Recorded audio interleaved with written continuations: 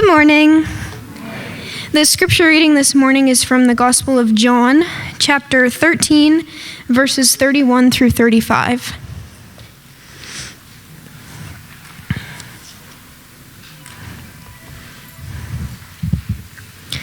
When he had left, Jesus said, "Now the Son of Man is glorified, and God is glorified in him. If God is glorified in him, God will also glorify him in himself and will glorify him at once. Little children, I am with you a little while longer. You will look for me, and just as I told the Jews, so now I tell you, where I am going, you cannot come. I give you a new command, love one another. Just as I have loved you, you are also to love one another. By this, everyone will know that you are my disciples if you love one another."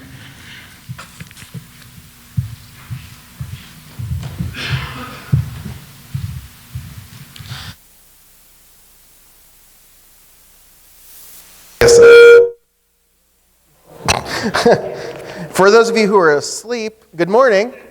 You are awake now. I know I am. Woo, don't need coffee after that. Real quick, one announcement before we get going, then I'd like to pray for the family. For those of you that don't know, Evelyn Lindemann, she passed away on Friday morning. And so Kim Brown and her family, they are mourning the loss of just a beloved woman, and so I just wanted to let you all know that in case you're wondering where they're at and what's going on. That's happening in their lives. So if you wouldn't mind bowing with me, and let's pray for the family right now through what they're going through. God, I just want to pray for just Evelyn's family. Just thank you so much for Evelyn and her heart for you, for her love of her family, and just the woman that she was, God. And I just thank you that she is with you and that she is celebrating more than we are this morning, being in your arms. And I pray for her family as they're working through the loss and just the comfort that they have knowing where she is, but at the same time, not being able to spend the time with her and not being able to talk to her the way they used to. And God, I just pray that you would comfort them and just bring them hope and that they would just be able to feel your presence right now, God, through everything they're going through, Lord, in your name. Amen. So, that Reckless Love song is a beautiful song, and I really love it, and it was great fitting for today. But was anybody else thinking that at the end of the chorus, how they yell at the Yaz on the video, that you were a little disappointed Matt didn't do that? Like, I just kept thinking, this is his moment just to grab the mic and just belt into it, and he did not. A man of humility there, that one. So I just kept, it was like the second time he had the chance, and I'm like, he didn't do it. So next time, you have to sing the song again, and then we're all going to be waiting for it. At least do it in practice, YouTube it or something so we can see it. For those of you who are new here, thank you so much for coming. We are so glad that you are here. Like Aaron said, please fill out the welcome cards. We'd love to have, to be able to chase you down later. Come up to me afterwards. I'd love to talk to you. I can delay going down and getting my food for a little bit. That's fine with me. In the bulletin, you also see these sheets. On one side is the outline for today, so you can follow along. And like I said, these last few weeks we have been mowing through some verses, and so they're all there. If you can't find them today, that is fine. That's totally fine. We'll have them up on the screen. You can look them up at home afterwards, as I know you all how you spend your Sunday afternoons, looking up all the verses that we preached on. On the other side is a Bible study, so sometime throughout the week, follow up with it. Chance just to go a little bit deeper on some of the things that we're talking about today.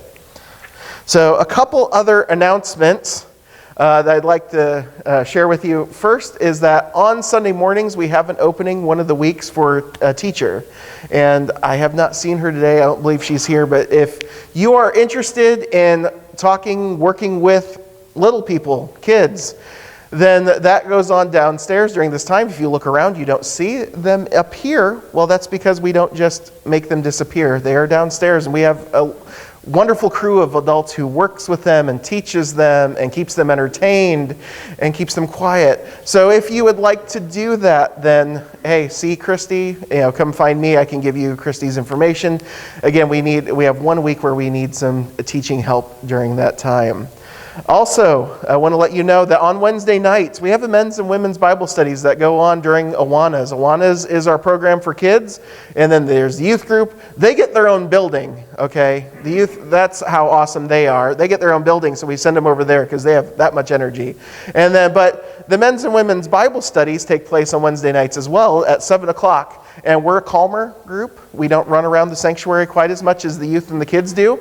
But the men, we're starting a new Bible study on the book of Job. It will run for 8 weeks. We'd love for you to come join us 7 o'clock in the evening. If you've never read the book of Job, come. If you miss one of the weeks, come anyway. It's going to be a great time. So men, we would love to have you. Women, they will actually be starting a new series soon, but they will be working through some things. So the Bible study is still going on for the women. They're just going to be starting a new series, and we'll announce that when that kicks off. All right. So we are wrapping up our series on faith, hope, and love. So today it is all about love. And some of you are disappointed, mostly women who are like, I thought you would save this one for Valentine's Day. Nope. We can work it in early, get the men prepped up. Guys, we have 2 weeks, so get shopping now. February is a busy month. So where have we been going through this? Well, first we talked about hope. And let me bring out my handy-dandy chair. Some of you are like, that chair, why is it up there?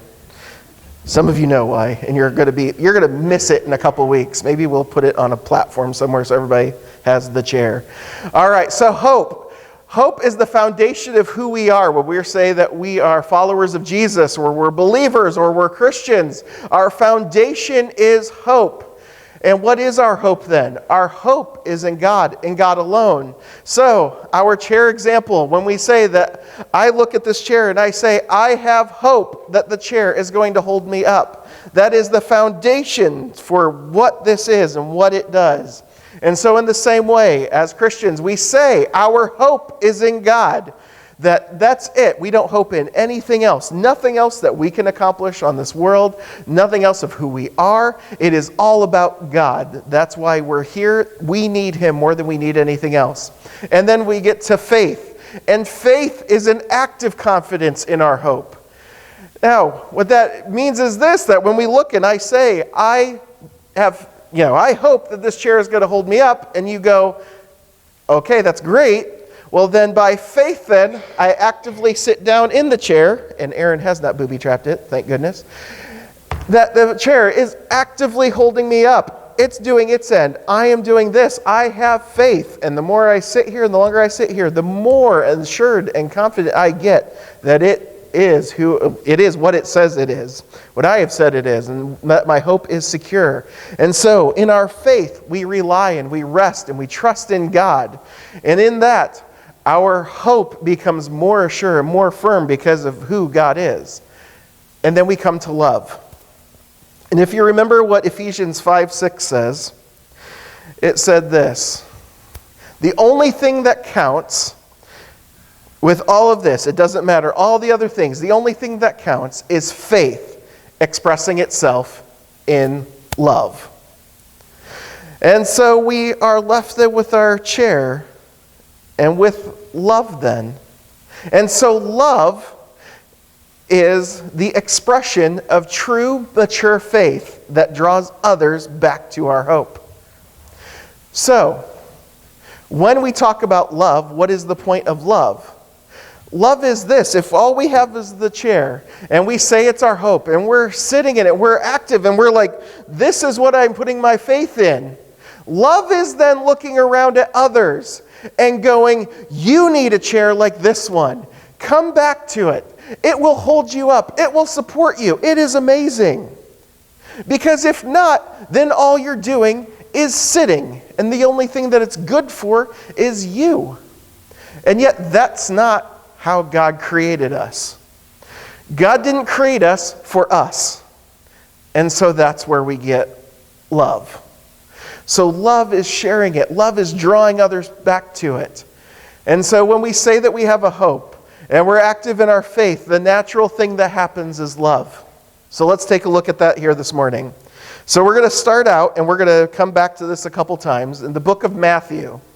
So if you're not sure where Matthew is, Matthew, again, I would call it about 2/3 to 3/4 of the way through your Bible. If you start with the back end, go forwards, you'll get to a group of books there that you actually can read their names: Matthew, Mark, Luke, and John.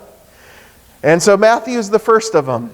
If you get to a bunch of names that you can't, you've gone too far. Just come back a little bit. And we're going to be in Matthew chapter 22.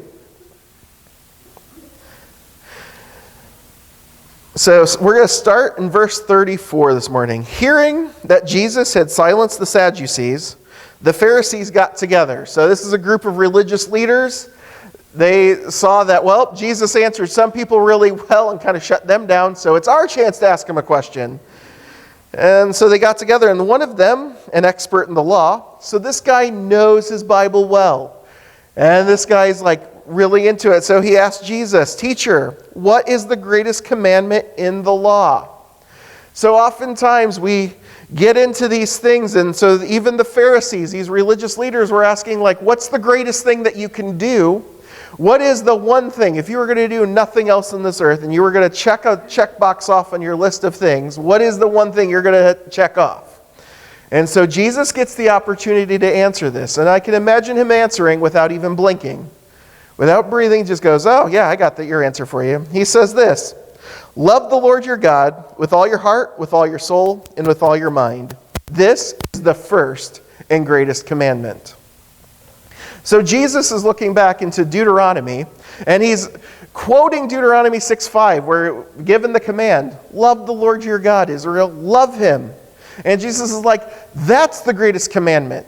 And if you read through the Old Testament, you come across law after law after law after rule after rule after rule after, like, everything is so regimented in how they're supposed to worship and what they're supposed to do in their lives.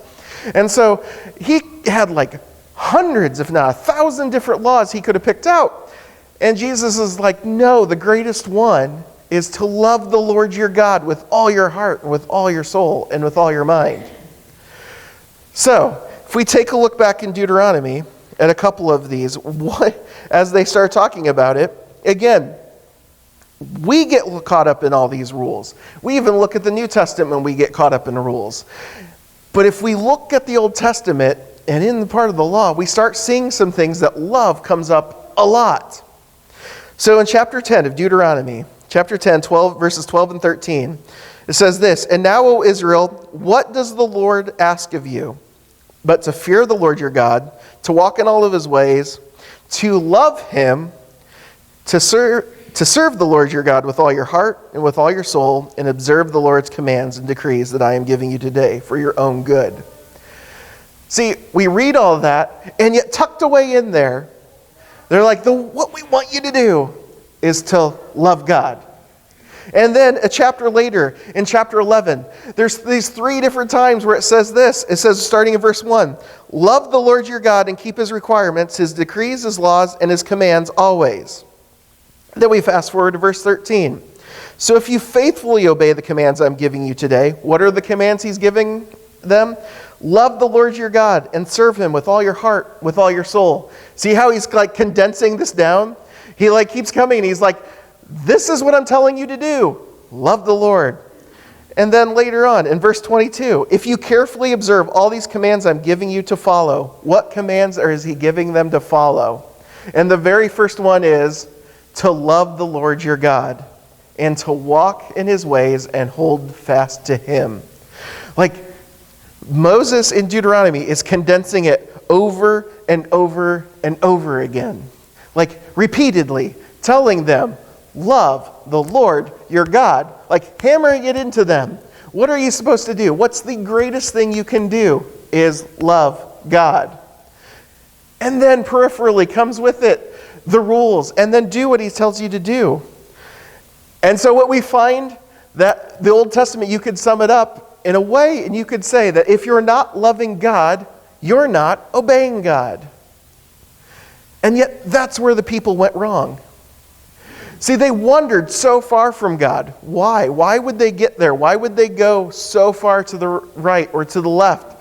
It's ultimately because they tried following the laws, they tried doing all the rules. They tried doing everything they were told, but those are just so hard. But ultimately what it came down to is they didn't love God. And it's like, that's what they were there for. That's what they got picked out for as a nation, was to love God. And yet they didn't. And then you fast forward to the Pharisees talking to Jesus, and they're like, hey, what's the greatest commandment? And Jesus is like, love God. And the Pharisees, they were these rule followers. They had so many rules. In fact, they took the rules from the Old Testament, they added more rules. Why? Because if you add more rules, that will help you obey the rules that you're supposed to do.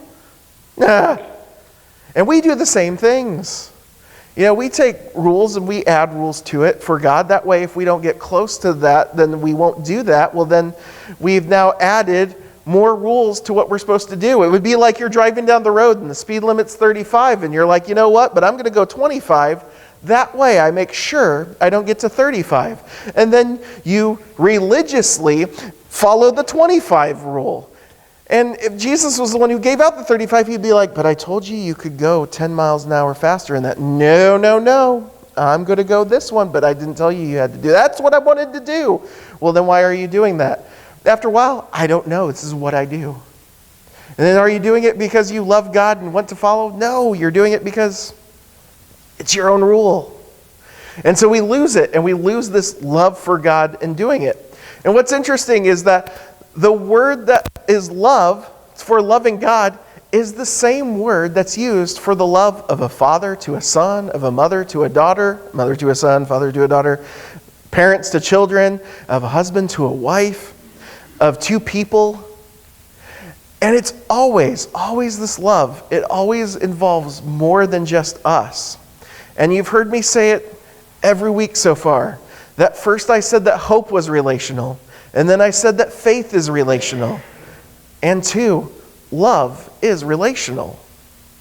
Like, love involves two people. And love is always about what we're giving to the other person. And so in this same way, when we're told to love God, we're told to have a relationship with God and to know Him. And then to reciprocate the love that He has for us. Again, we go back to that song that we sang earlier, and it was so beautiful in that it tells us about the love that God has for us. And God's like, what I want from you then is to love me back. And that's where it's relational. If you have a husband and a wife, and only one person loves, and there's no love given from the other side, do you have much of a relationship? And the answer is no, you don't. Now the good side is, when it comes to our relationship with God, He doesn't mess up. And He always loves us, and He loves us perfectly. And so, if there is in that relationship one side that's not loving, guess which side it's coming from? Us! Every time. It's never His fault.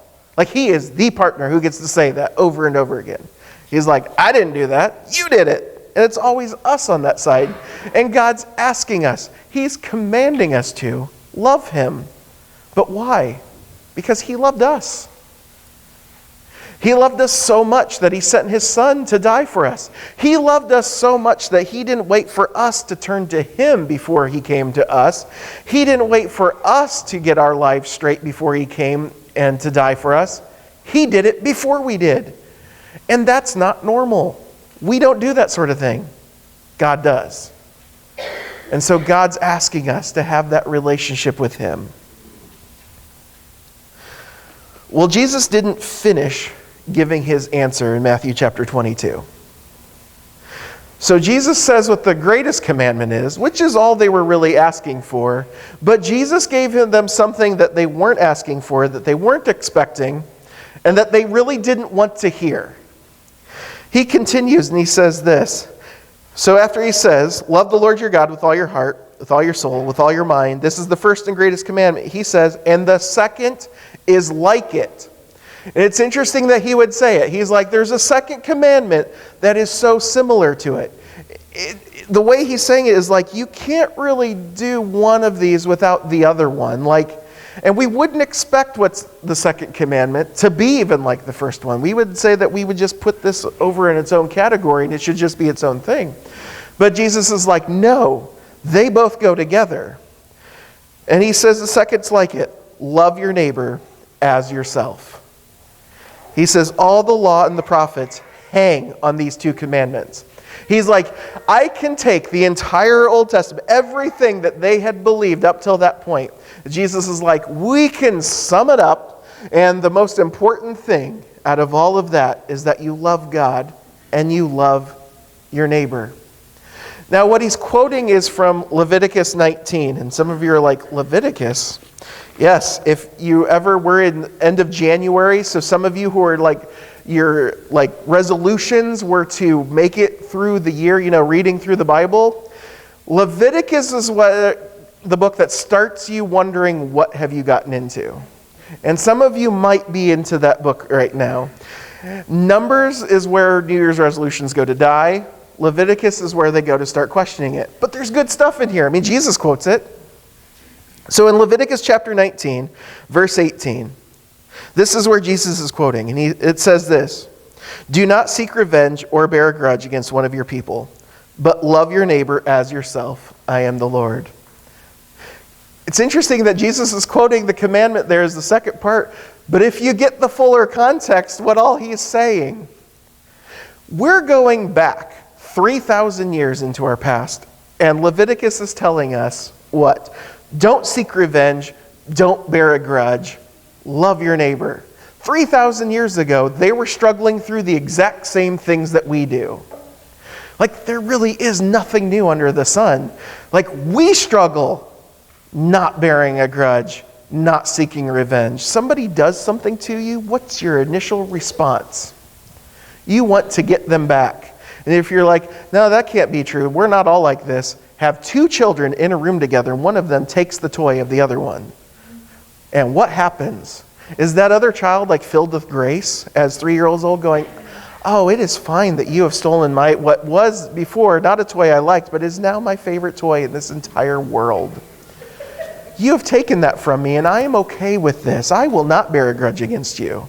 No, there's going to be a toy flying across the room, smacking that child in the head, or there's going to be a fist, or there's going to be a grab, and there's arguments. And yet, that's a 3-year-old doing it, and yet we still do it when we're 13, 23, 33, 43, 53, 63. Like, that urge doesn't leave us. And yet, we're told not to do that. Like, the opposite of love is to bear the grudge and seek revenge. And yet, which of those is natural to us? To bear the grudge and seek revenge. Like, we'd like to think that as people, what's natural for us is to love, but it's not. And then we get to John, all the way in the back of the Bible, the opposite direction. And in 1 John, he writes this, we, being followers of Christ, love because he, God, first loved us. All right then, if anyone says I love God, which, again, we talked about faith and how easy it is just to say that you believe something, you have faith. And so John's saying the same thing. If any of us says, I love God, all right, well, that's the greatest commandment. It's so easy for us all to say. We all come in, no matter what was going on a Sunday morning, we all walk in, yelling at our kids in our car on the way to church, you better behave, you better behave. And then we walk in, oh, praise Jesus, I love God. It's so good to see you, brothers and sisters. I love God. Oh, I love God. He's like, if anyone says, I love God, but hates his brother, he's a liar. For anyone who does not love his brother, whom he has seen, cannot love God, whom he has not seen. And he has given us this command, whoever loves God must also love his brother. John just goes out and he calls it, he's like, you say you love God. You say you have this love for God, and yet you hate somebody that you can see. John's like, if you have hate in your heart, do you really love God? And all of us in this room would like to say, but you don't know that person. Like, that's our response to God. And some of us would like to say, of course we don't hate. We just went through November. Trust me, I'm not calling anybody out in this room. I don't know how you feel about it. I just know how I feel about politics, and it's so easy to get into hate. It's so easy to hate and dislike them, whoever them are, because they think wrong.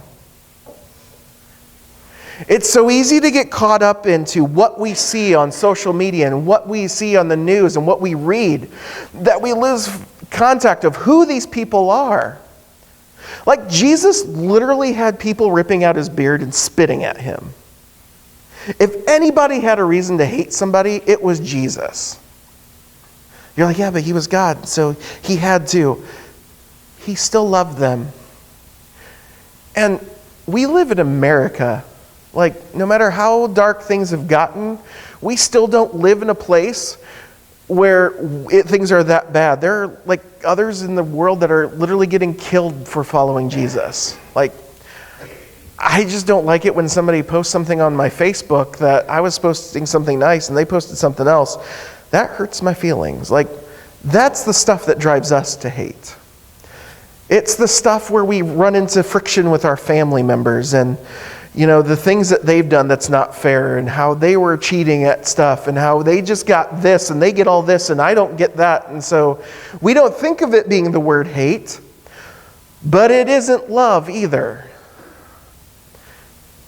And John's like, you say you love God, but if you're acting this way, do you? And then as a church, we tell the world, we love God. Come here so you can find the love of God, so you can find our hope. And the world's like, but you don't love us. And we're like, well, we love God though, and that's what counts. And let me tell you this, what it's not saying is this. John never said you have to agree with your brother, did he? Did he ever say you have to think that that person's right and that what they're doing is awesome and you have to accept it? He never says that. Jesus never says that. What does he say? Love. So if you're still in Matthew 22, turn back a few pages to Matthew chapter 5. Jesus says something in the middle of the Sermon on the Mount. He says something interesting that, again, I'm talking to you about, like, this idea of this conversation with Jesus with the Pharisees, which would rock their world because they didn't view the world that way. And in Matthew chapter 5, starting in verse 43, Jesus says this, "You have heard that it was said, love your neighbor and hate your enemy." Now, for those of you, if you remember just 2 seconds ago when we were talking about Leviticus 19:18 and this, the second greatest commandment, it was literally love your neighbor as yourself, right? What point in that passage did it say hate your enemy? Didn't. But somehow, by the time Jesus is coming, between Leviticus and here, this is what they're being taught. Love your neighbor, hate your enemy. Jesus is like, this is what you're hearing. He says, but I tell you this, love who? Your enemies. And pray for who? Those who persecute you. Like, Jesus is like, no. Like, we can get myopically focused then even in on who's our brother. Like, we come into the doors and we look around this room and we're like, these are the people we need to love. We need to love those who are in here. We need to love those who identify with us. And Jesus is like, let me tell you something. You need to love your enemies. Again, these are the people that disagree with you. These are the people that you really don't want to love. And they can be as close as your brother or your sister or your father and mother and your child. They can be your coworker. They can be your classmate at school. They can be your teachers. They can be whoever. They can be the person who's making tax laws. Like, that can be your enemy, and you're supposed to love them. Am I supposed to love my IRS agent? Yeah. Do any of us want to? No. But we're supposed to. And then he says, and pray for those who are persecuting you. What he does not mean by that is this: oh Lord, I pray that you smite them. I pray that you eliminate them from my life. I pray that you do something to them where they understand the error of their ways. That's how we want to pray. But Jesus is saying, pray for them. What does that mean? It means that that person who is at that moment your enemy, who is at that moment the person persecuting you, you are praying a prayer of blessing upon them. Like, even try this. Think about this. For those of you who are married, the next time you are in an argument with your spouse, pray for your spouse.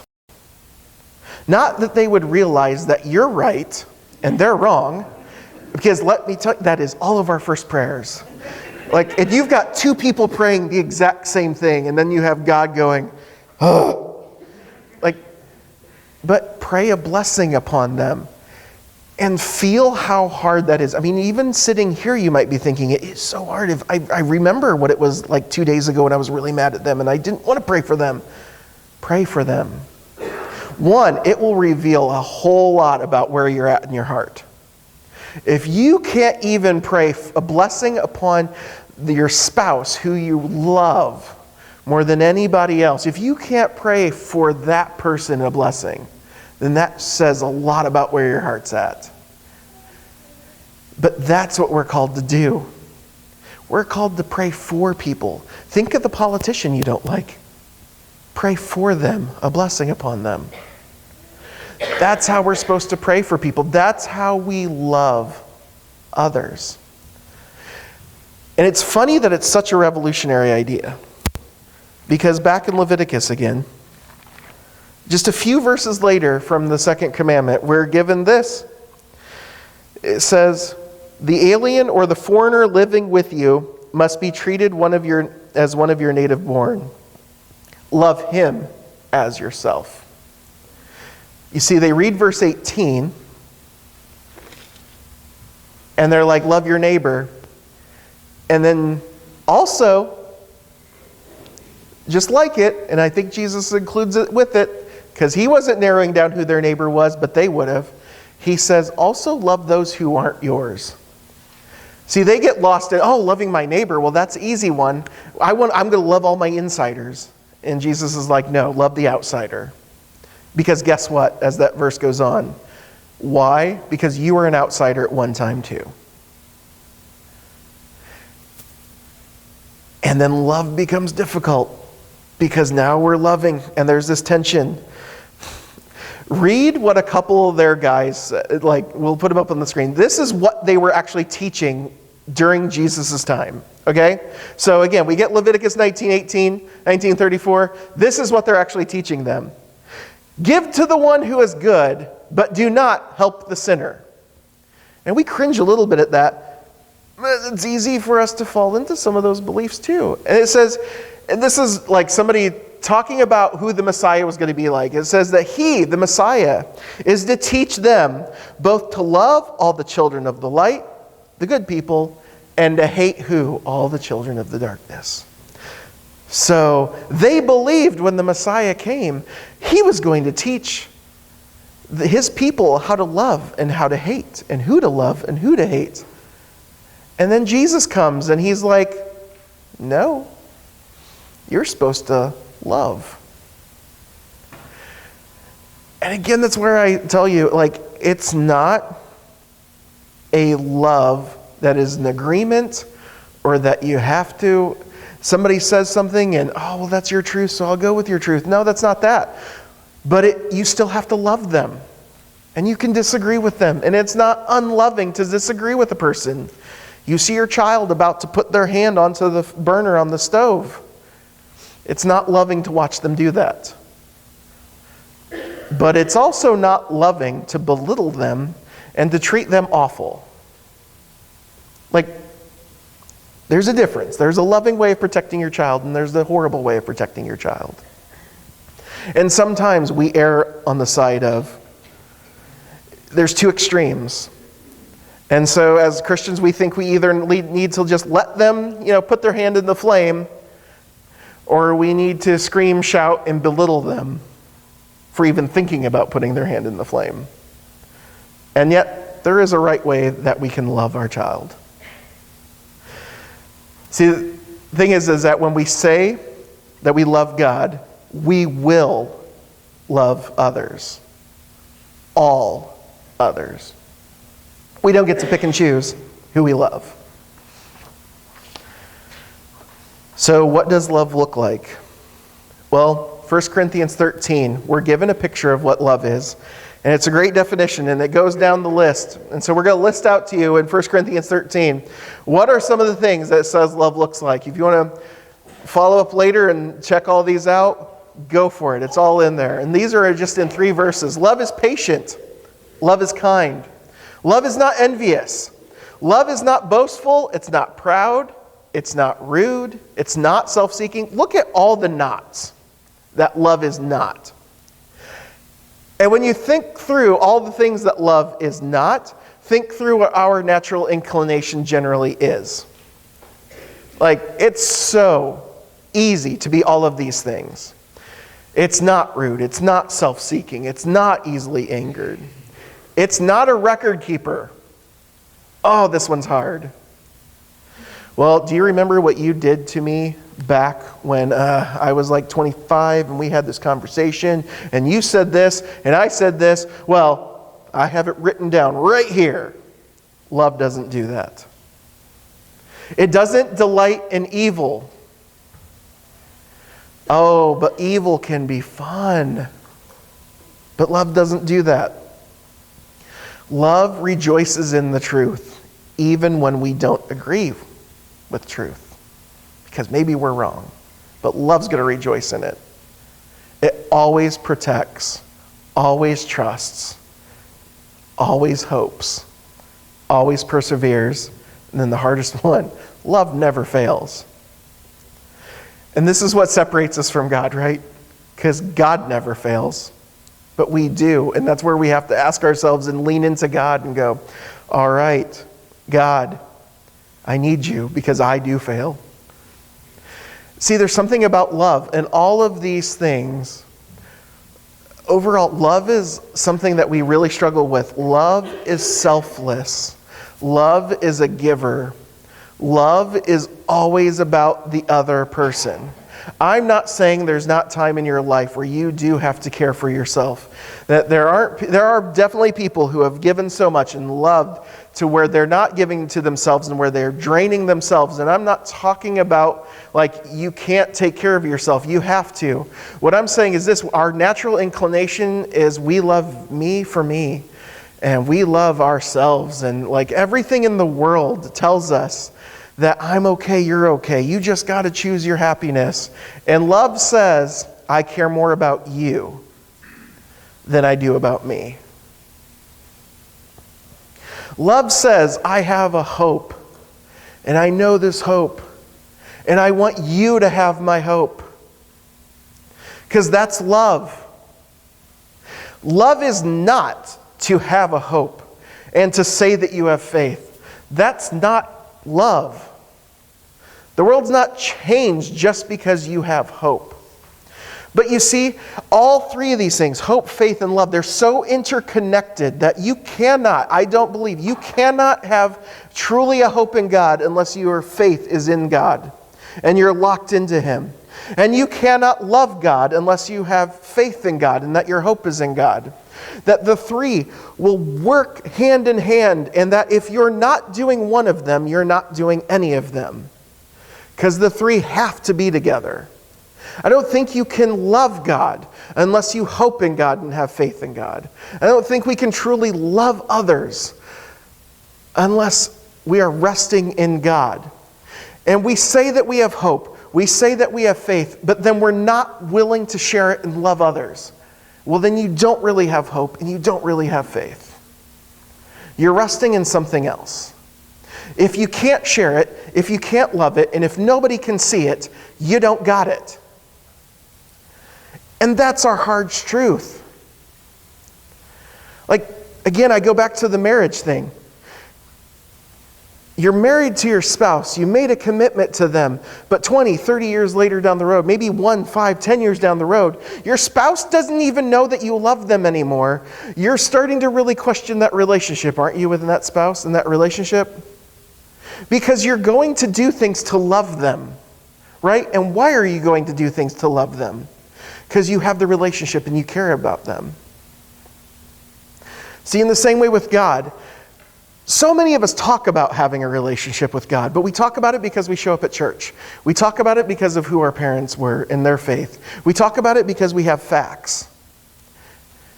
And yet, James says, even the demons believe in God. John says, you say you love God, but you hate your brother.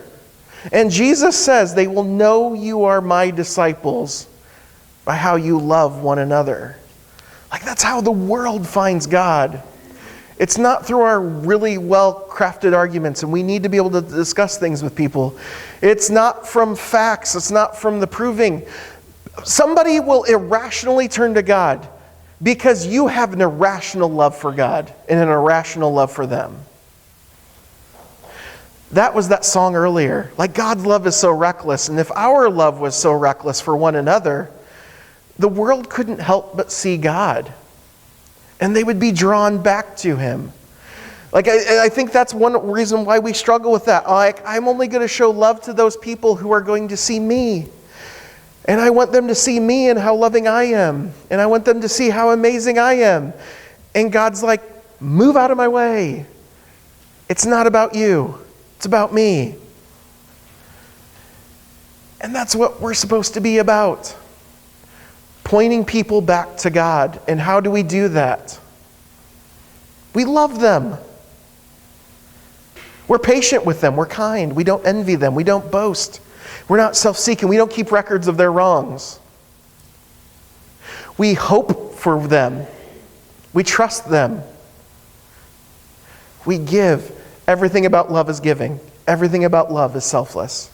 Everything about love means that you could be giving more than you get. Just funny, because God gave up his son for us. He gave up the ultimate sacrifice for us. And what he gets in return is us going, but God, you need to do more for me. We love others so they can find our hope. Or you could say, we love others so they can find God. That's what we're supposed to be about. You know, when I spent years wondering, why did Paul say that the greatest of these is love? Because love is the one that's not about us. It doesn't matter what we do in this life, 1 Corinthians 13 tells us, if we don't have love, it's nothing. Galatians 5 tells us the same thing. The only thing that matters is faith expressing itself in love. And so we got to ask ourselves, what is it that we love? And one more time, as we wrap up this series, let's do 1 Peter 3:15 together, remembering why we're in this together. So the big words, read them with me here. Always be prepared to give an answer to everyone who asks you to give the reason for the hope that you have. That's why we love. See, it's interesting. If you're loving, people are going to look at you and go, you got something I don't have. That's how unnatural it is to the entire world. The world wants to be accepted for who it is. But we have something better. We have hope. The hope is not the world. The hope is not found there. The hope is found in God alone, and what he's done for us. And we've got it. And so we love. And we love others. One more time. Always be prepared to give who asks you.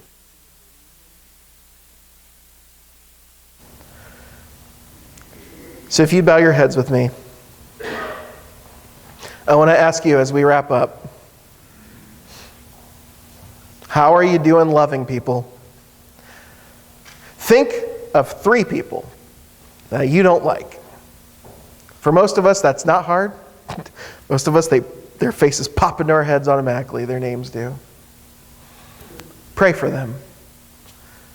Not that God would drop a piano upon their heads, but pray for them, that their lives would be blessed. That bully at school, pray for him. That coworker that's driving you nuts, pray for her. That spouse that you're having an argument with, pray for them. Pray for them. We're told if we don't love our brothers that we don't love God. So who are you? Where is your hope? Where is your love? If you're not sure today, come talk to me afterwards. Interrupt me if I'm in a conversation. Come track me down. Drop a slip in the paper. Say, hey, I'd love to talk to you. I would love to talk to you as well. We can set something up.